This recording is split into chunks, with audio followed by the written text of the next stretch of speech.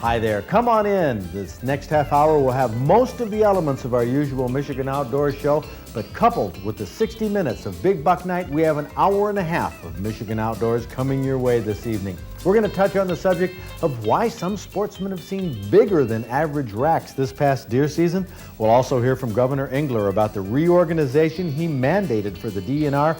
Despite the dissension you may have been hearing, this reorganization will stand. It's as good as done, and it's good for sportsmen. We have a great recipe for venison finger rolls and more, so you stay tuned. I'm Fred Trost. It's Thursday night. Time for Michigan Outdoors.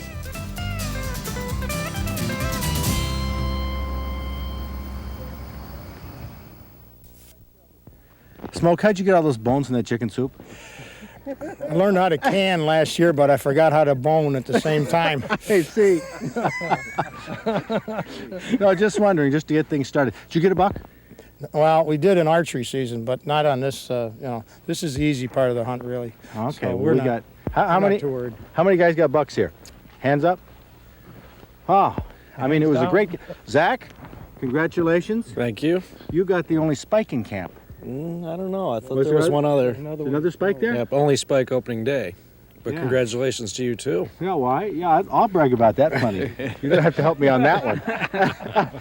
Let's get down here to Mickey Mikesell, owner of the Mikesell Ranch. How's this stack up, Mike? Pretty good. $9 on third day. Pretty good compared to other years. Sure. Well, these bucks, I mean, in years past, when we've Well- been here, they were a lot smaller. Oh yeah. Usually there's 5 or 6 spike horns. We only have 2 spike horns, 3 8-points. It's been a good year. What's your record on spike horns in 1 year? One year we had, what was it? 17 and 9 in 1 day. Yeah, nine spike horns in 1 day, an opening day. All spike horns. Yeah. About 4 years ago. 3 days. Mhm. So what do you make of this? Well, I think the deer herd's in pretty good shape up here, except we have too many does and fawns. Yeah. Well, I didn't see all that many. But look at Captain Emil Dean. This is the captain. How he looks in hunting camp. You're a surly looking son of a gun. Thank you. You know that? That's a compliment coming from you. You know that? That's the nicest thing you said to me in days. Yeah, that's right. Well, you got a, what, 8 point? Got an 8-point, yes. 8 point. Well, great. Congratulations. We'll get back and get a look at some of these racks here. Of course, mine, I'll brag plenty about that. That's next to the end there. But geez, these were beautiful racks. It was a great deer camp. It really was. Good time. Yes, indeed. But those bones in smoked soup, That was terrible. I don't understand. Deer camp is not over yet. There are more surprises. That's right. Deer camp involves a lot more than just deer hunting. It's a week when a group of guys can get together and kick back, cook their own meals, get to know each other outside of the workplace, and have fun. It's a great equalizer. But the objective, at least on paper, is to get a deer, hopefully a big buck. Mickey Mikesell said that a few years ago, they got 9 bucks on an opening day, all of them spike horns, and for that season, the hunters in camp took a record 17 spike bucks. Now that's a lot of small deer. But why do deer populations vary so much from year to year? Well, actually, it's a predictable phenomenon. Mild winters, like we've had the past few years, have higher temperatures, which makes the deer less stressed, and they don't need as much food. At the same time, less snow and ice in a mild winter makes more food available to the deer. And all in all, in a mild winter, more deer survive in healthy condition, and healthy does have more fawns. Twins and triplets are common among healthy deer after a mild winter. And when reproduction goes up, regulated hunting is the only practical tool wildlife biologists have to harvest these extra deer and keep the population from eating itself out of house and home. A high population that's short on food starts a cycle of starvation, which isn't pretty. It's nature at its cruelest. And with starvation comes a lot of habitat destruction because the starving animals try to eat everything in sight. That's why modern hunting is practical. It provides game meat for people to eat, prevents habitat destruction, and prevents the waste of starving deer that would rot in the woods. A large number of deer in the woods isn't necessarily the goal of wildlife management. The goal is to maintain a population that's as large as possible, as long as it's as healthy as possible, so it stays in balance with its food supply. Keeping a population constant means that each year, as many animals have to die as are born. For every fawn that comes to life in the spring, Another deer must die or else that population will grow. And when the population grows, we have more car deer accidents, we have more crop damage, we have more overbrowsing of cedar swamps, and when we hit a harsh winter, we have widespread starvation of deer. So the primary objective of hunting from a wildlife manager's point of view is to keep the population of deer under control. But within this goal, there can be other objectives, such as growing larger deer or bucks with larger, more symmetrical racks. Mike Ferrantino owns 4,000 acres adjacent to Mickey Mikesell's property in Clare. That's the area I hunted this season. Mike dropped by the Mikesell camp several times during the first few days. He was wondering what kind of bucks we were seeing. It's been his theory since he bought the 4,000 acres 4 years ago that by taking only the small bucks with the scrubby racks, which is the only deer he allowed to be taken by his hunters in the past 4 years, that they'd leave deer with better racks to reproduce. After 4 years, the Ferrantino plan seems to have worked. More bigger bucks with symmetrical racks were taken this season from these two hunting camps than any year in recent memory. Big bucks are always a fascination to hunters and to anybody who likes to see wild creatures. We're going to explore this subject a little more this winter, talking with Mike Ferrantino and wildlife biologists. There may be ways that Michigan can develop more bigger bucks than we have now. That's an exciting thought, don't you think?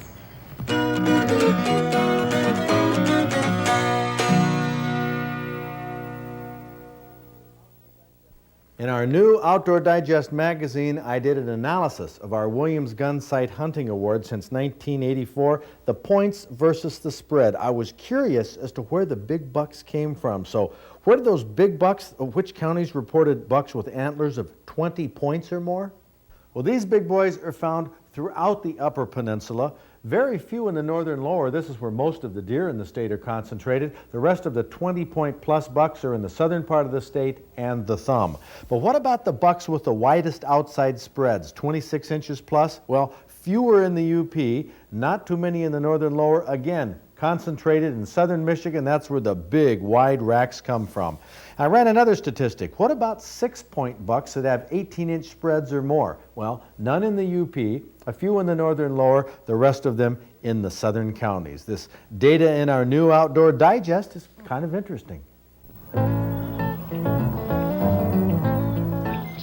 Looking ahead towards our significant Outdoors Club events in 1992, the deadline for our Hunting and Fishing Awards is January 15th for fish and big game taken during the 1991 calendar year. Our official entry forms must be filled out and validated. There's no charge to enter, but your trophy fish must meet certain length minimums. And the minimum sizes for wild turkeys are an 8-inch beard, 10 points or an outside spread of 18 inches for deer, 10 points for an elk, and 250 pounds for black bear. All award qualifiers will have a chance to attend our banquets and receive recognition on stage at the Lansing Civic Center. The Moosehead Fishing Awards banquet will be Friday night, February 28th, catered by Coils of Houghton Lake. Saturday night, the 29th, is the Williams Gun Sight Hunting Awards banquet, and I know many of our Big Buck Night celebrity hunters will be there. If you need an official entry form for the 1991 awards, most taxidermists will have them, or write to us and we'll send you one. June 27th and 28th is the weekend of our 10th annual Outdoor Fair at Houghton Lake, a weekend of shooting shows, archery events, muzzleloaders village, seminars, exhibits, hunting and fishing demonstrations of all kinds. The whole Outdoors Club staff will be there. Put it on your calendar, a great weekend for the whole family. That's the Outdoor Fair at Houghton Lake.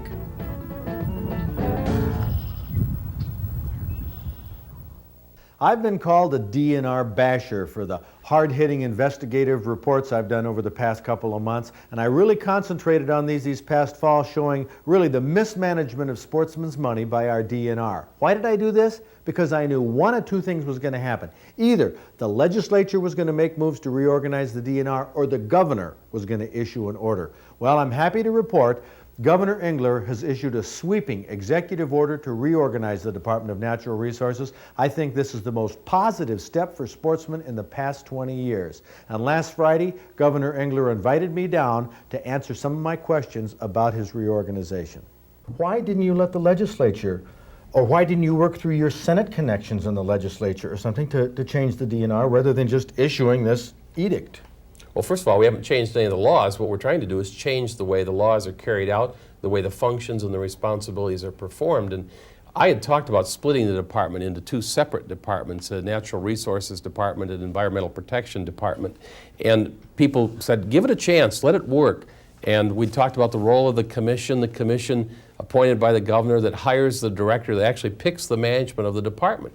Well, everywhere I go, people talk to me about problems, concerns they've got, and they come from all across the spectrum. They can't get this site cleaned up, they can't find out about this regulation, what's going to happen about the fisheries, what's going to be done with the game, what about hunting here, what about forestry there. And so I acted to be very clear who's in charge, who has what responsibility. And I think I've strengthened the role of the public.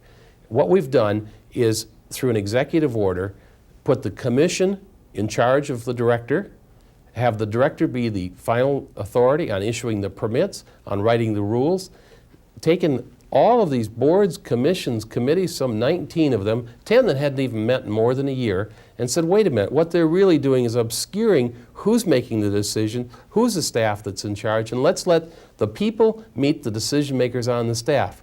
The people pay for this department. Let's let the department carry out their responsibilities. But how is that going to work? How are my friends and the groups of hunters and fishermen going to have input? Right now, a lot of the sportsmen feel like they don't have input. It's certain environmental groups seem to be running the show. Well, that's the way the boards and the commissions, unfortunately, have functioned in the past. This is a bill that Senator Ehlers introduced. This is the codification of all of the laws involving and affecting the environment in the state of Michigan. It's 500 pages, and they're scattered throughout the law books. And one of the problems that a citizen has, anybody that's not familiar on a day-to-day, almost as a lawyer, with the functionings and the operations, how do you figure out who's in charge, who's on first, who's making the decisions? And what we've said is there has to be a simple process that everybody can understand. So you've simplified the DNR. Absolutely, and it's going to be a more accountable process. You know, I go out around the state, they don't say, John, this commission or this board or that person did something.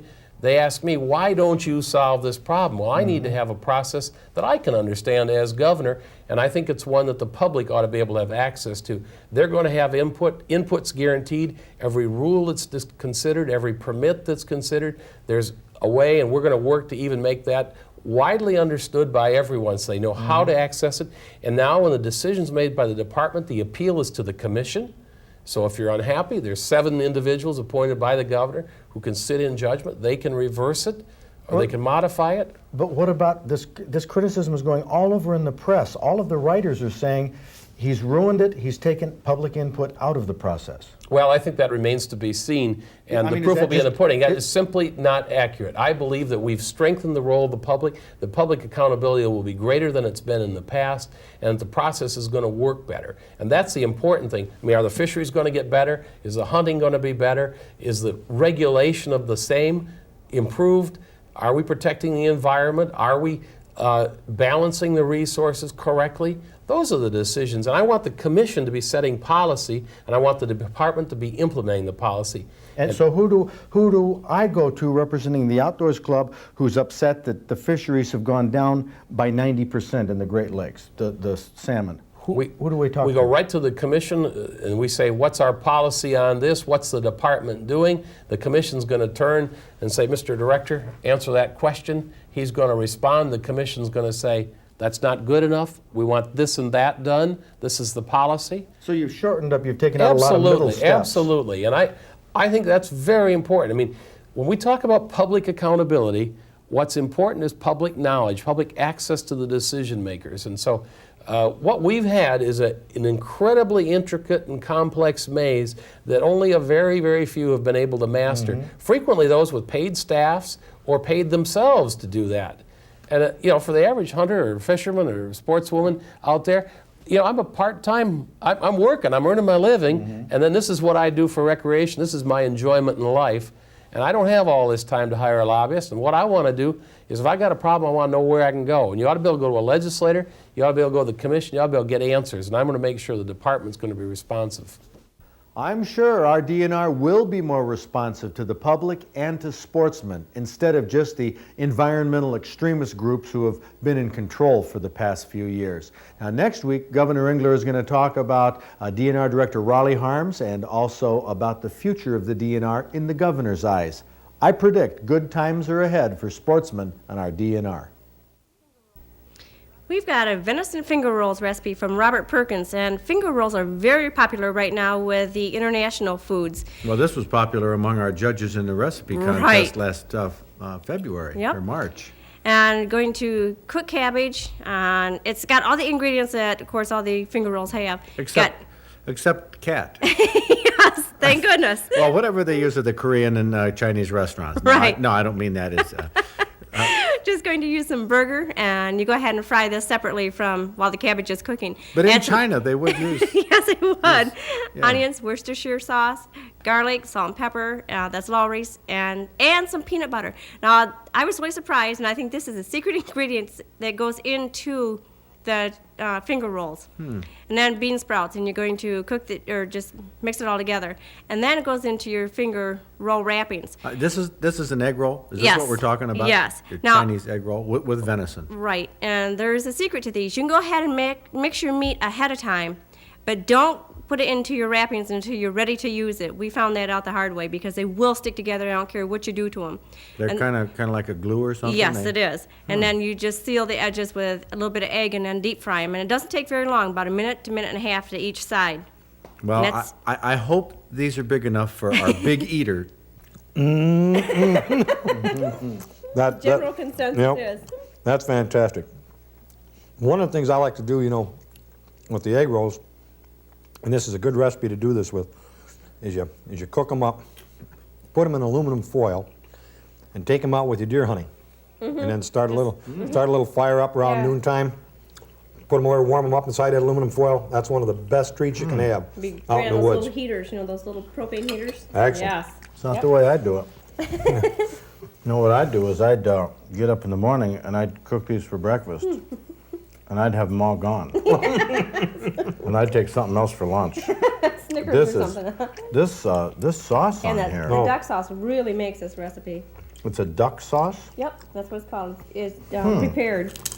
Oh, it is excellent. You know, I like it better, I think, than the sweet and sour stuff you get at the Chinese restaurants. Excellent use of venison. Yeah. Yep. And there's peanut butter in here, and I think that is a secret ingredient to the egg rolls. Well, yeah.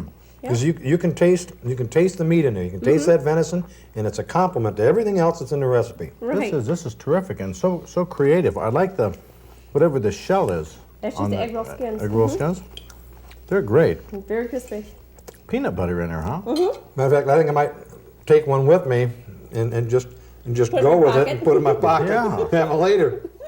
Venison finger rolls was one of our October-November recipes, which we didn't squeeze in one of those shows, but it is in our October-November Outdoor Digest magazine if you have a copy. Our December-January Digest, we normally at the end of the show give the address where you can get a hold of one.